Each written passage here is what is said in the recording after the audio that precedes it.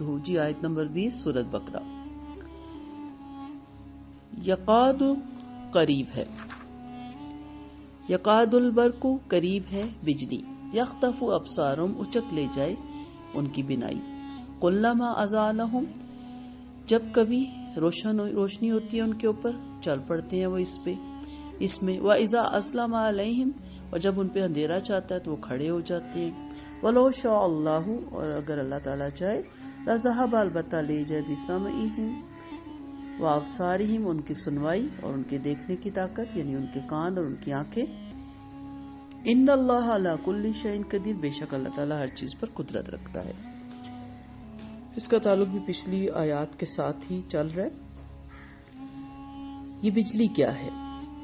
یہ وہ اسلامی طرز زندگی ہے جو ان کے لیے آسان ہے، جس پر عمل کر کے ان کی اپنی ذات کو فائدہ ہوتا ہے. ان کی مثال بتائے گی کہ جہاں ان کو ذرا سی روشنی یعنی آسانی نظر آتی ہے یہ اس دین کی راہ پہ چل پڑتے ہیں.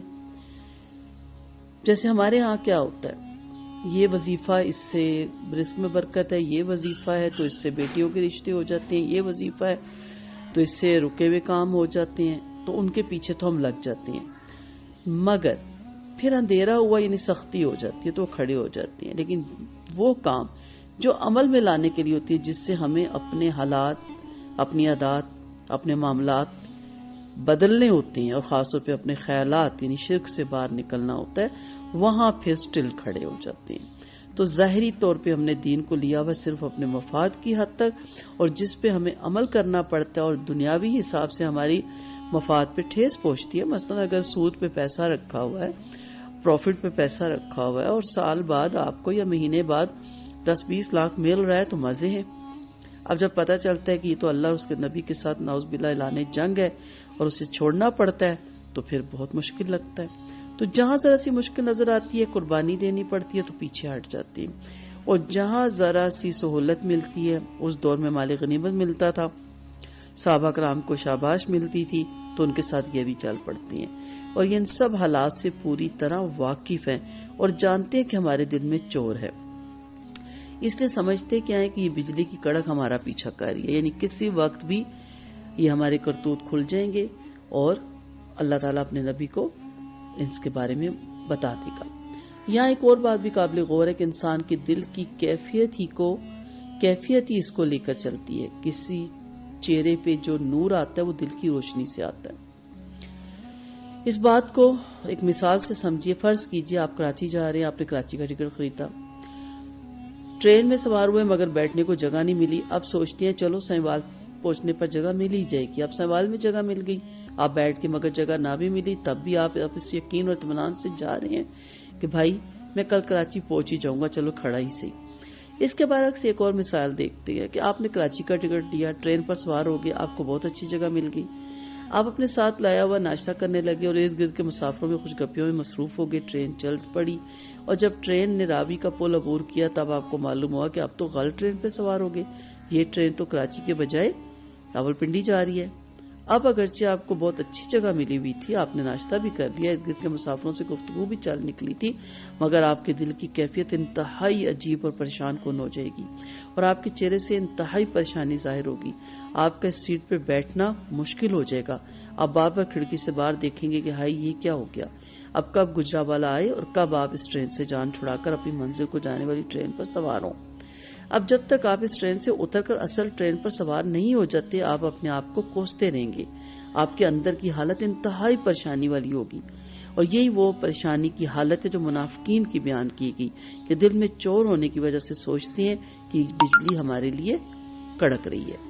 تو بڑی اچھی خوبصورت مثال سے سمجھانے کی میں نے آپ کو کوشش کی.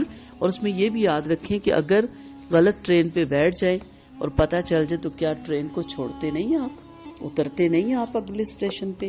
اگر ہم بھی دنیا میں ایک غلط گاڑی پہ سوار ہو گئے ہیں جو بدعت کی گاڑی ہے، شرک کی گاڑی ہے، خرافات کی گاڑی ہے، توہمات کی گاڑی ہے، تو کیا ہمیں اس گاڑی سے اتر نہیں جانا چاہیے؟ نہیں، ہم تو اترنے کو تیار ہی نہیں.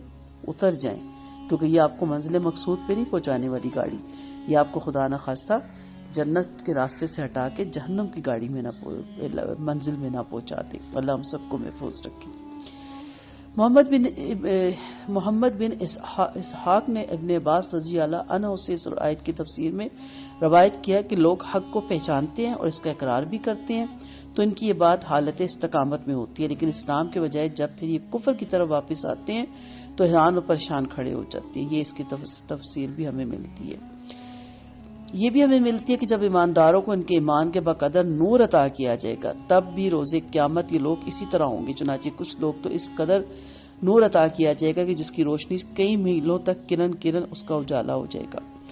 کچھ ایسے ہوں گے جن کی روشنی کبھی جل اٹھے گی اور کبھی بجھ جائے گی، روشنی ہوگی تو چلنے لگیں گے، گل ہو جائے گی تو کھڑے ہو جائیں گے۔ کچھ وہ بھی ان لوگوں میں ہوں گے جو روشنی سے بالکل محروم ہوں گے، یہ خالص منافق لوگ ہوں گے جن کے بارے میں اللہ تعالیٰ نے قرآن مجید میں فرمایا سورۃ حدید میں، اس دن منافق مرد اور منافق عورتیں مومنوں سے کہیں گے کہ تم ہمارا انتظار کرو کہ ہم بھی تمہارے نور سے روشنی حاصل کریں، تو ان سے کہا جائے گا کہ پیچھے کو لوٹ جاؤ اور وہاں نور تلاش کرو۔ اور مومنوں کے بارے میں فرمایا جائے گا سورۃ الحدید ہی میں 12 نمبر آیت ہے، اس دن آپ ایمان والوں اور ایمان والیوں کو دیکھیں گے کہ ان کا نور ان کے آگے ان کے دائیں بائیں دوڑتا ہوگا، اور آج تمہیں ایسے باغوں کی بشارت ہے جس کے نیچے نہریں جاری ہوں گی اور اس میں ہمیشہ رہیں گے، یہی بہت بڑی کامیابی ہے۔ تو یہ اللہ تعالیٰ ہمیں ان لوگوں میں شامل کرے۔ حضرت ابن عباس سے روایت ہے کہ روز قیامت اہل توحید میں سے ہر ایک کو نور عطا کیا جائے گا، منافق کا نور گل ہو جائے گا تو مومن بھی اس منظر کو دیکھ کر ڈرے گا اور اپنے رب تعالیٰ سے دعا کرے گا، ربنا اتمم لنا نورنا، سورۃ حدید کی آیت ہے، اے ہمارے پروردگار ہمارا نور ہمارے لیے پورا کر۔ تو یہ ساری روایتیں آپ کو مل جاتی ہیں۔ پل صراط پہ بھی منافقین کا نور گل ہو جائے گا، یہ بھی ہمیں ایک حدیث ملتی ہے۔ مومن یہ منظر دیکھ کر اس وقت بھی دعا کریں گے کہ اللہ تعالیٰ ہمارے نور کو پورا کر دے۔